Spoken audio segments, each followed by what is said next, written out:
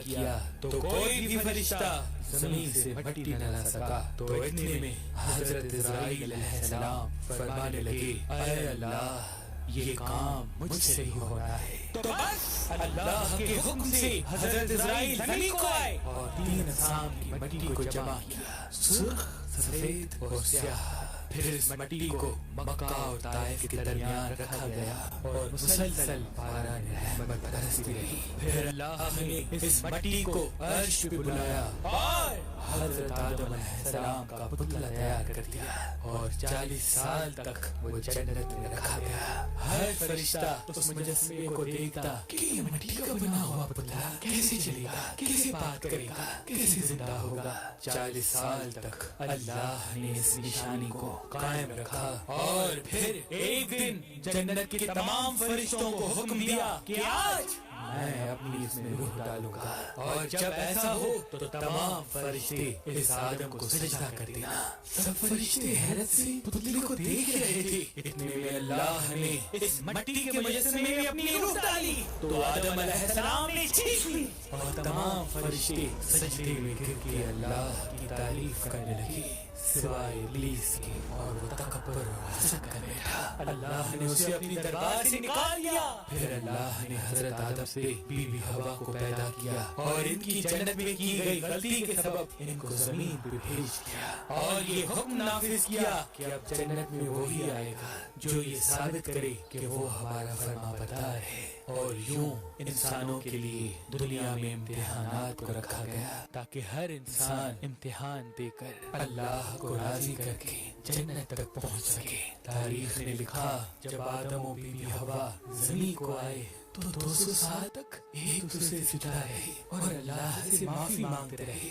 बिलाखिर अल्लाह ने उनकी तौबा कबूल की। हजरत जिब्रील अलैहिस्सलाम उन्हें मक्का में जबल अरफात पर छोड़ आए और वो साथ रहने लगे। और फिर अल्लाह ने हजरत आदम को हुक्म दिया कि वो खाना काबा तामीर करें और हजरत जिब्रील और हजरत आदम ने मिलकर एक घर का निशान कायम किया जिसको बाद में तामीर हजरत इब्राहीम अलैहिस्सलाम ने किया और जिसे आज भी अल्लाह का घर खाना काबा कहते हैं। हजरत आदम अलैहिस्सलाम जब अपनी खता को लेकर परेशान होते थे या अल्लाह की इबादत करना चाहते थे तो इस जगह आके अल्लाह का जिक्र करके अल्लाह को राजी किया करते थे।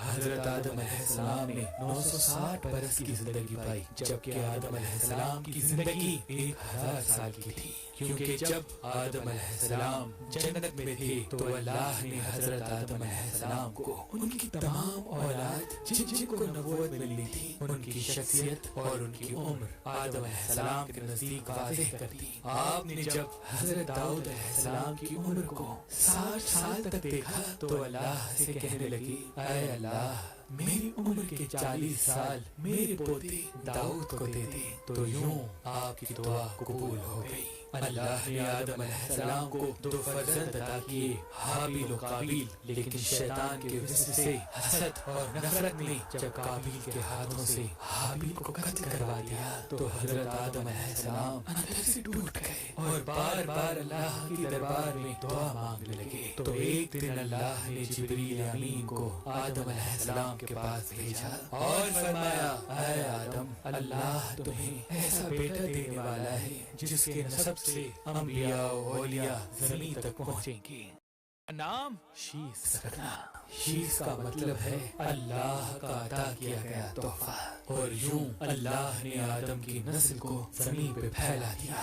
जब आदम अलैहिस्सलाम का आखिरी वक्त आया, आपने अपने बेटों से कहा कि मेरा जन्नत के फल खाने का जी कर रहा है। आपके बेटे जमीन पे जन्नत के फल ढूंढते रहे कि अचानक से उनको फरिश्ते मिले और कहने लगे, ऐ बनी आदम, कहाँ जा रहे हो? उन्होंने कहा, हम अपने बाबा आदम के लिए जन्नत के फल ढूंढ रहे हैं। उन फरिश्तों ने कहा, जाओ, तुम्हारे बाबा चंद दिनों के मेहमान हैं। आपके तमाम फर्जंद दौड़ते दौड़ते आप तक आ पहुँचे तो आदम अलैहिस्सलाम बिस्तर बीमारी पर अल्लाह का जिक्र कर रहे हैं। बस इतने में मौत का फरिश्ता पहुंचा। जिसे भी हवा ने मौत के फरिश्ते को देखा, हजरत आदम से लिपट गई कि मैं अपने शोहर को अपने से जुदा नहीं करूंगी। अल्लाह के नबी आदम अलैहिस्सलाम ने फरमाया, ऐ हवा, मुझसे दूर हट जा।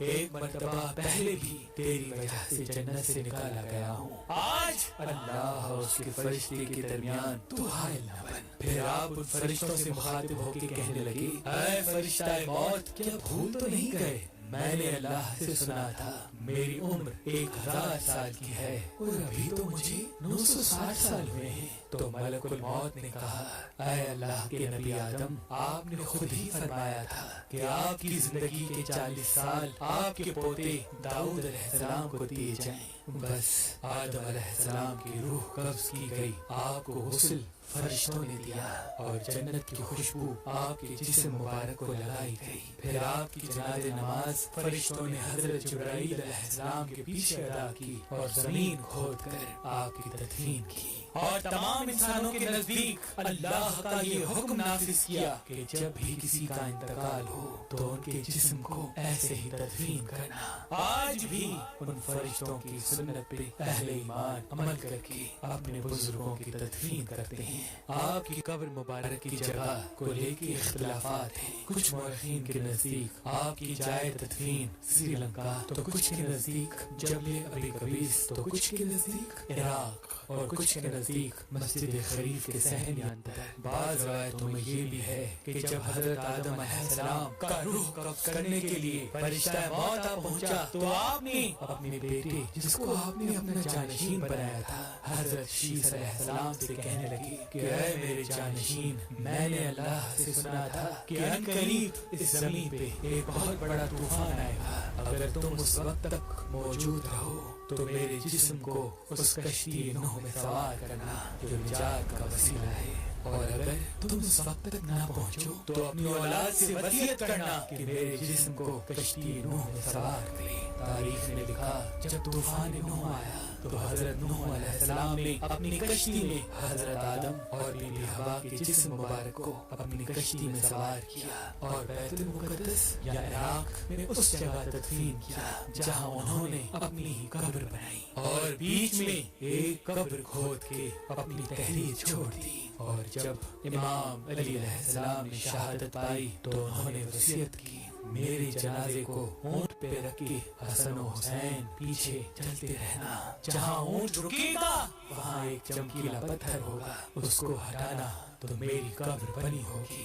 جب امام حسن و حسین اس جگہ پہنچے جہاں اونٹ رکا اس چمکیلے پتھر کو ہٹایا تو ایک طرف حضرت آدم علیہ السلام کی قبر بنی تھی دوسرے طرف حضرت نوح علیہ السلام کی قبر بنی تھی اور بیچ میں ایک قبر کھلی ہوئی تھی اور اس میں تحریر تھا کہ یہ قبر نوح علیہ السلام نے اپنے ہاتھوں سے وقت کے امام اور رسول اللہ کے وسیع علی ابن ابی طالب علیہ السلام کے لیے بنائی ہے.